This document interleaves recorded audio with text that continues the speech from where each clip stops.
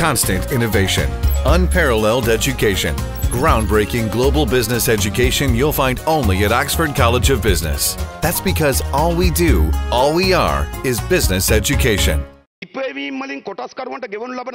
Dividends paid from profits. Even dividends are exempt from tax for 25 years from the date the agreement comes into effect. What are you attempting to take out of this port? We transferred the ownership, made them exempt from income tax, and not just that, they've been exempt from tax on dividends. A tax is levied on our businessmen when performing transactions at banks. In general, the income tax is applicable for earnings of 50,000 rupees. But what about the foreigners working at the Hambantota port? They are exempt from income tax for 7 years. Was it the Chinese who voted for you?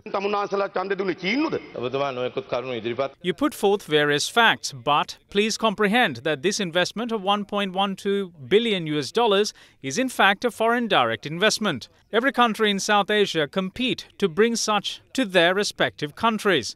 It is actually reasonable to give tax concessions. These concessions were granted following cabinet approval and not fraudulently introduced. It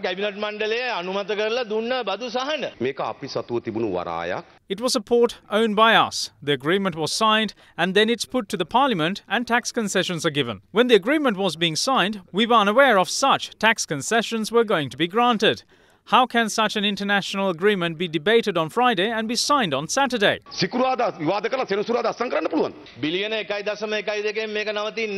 This will not stop at $1.12 billion.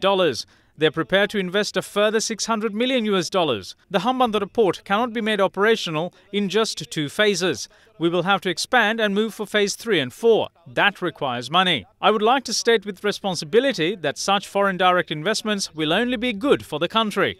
I'm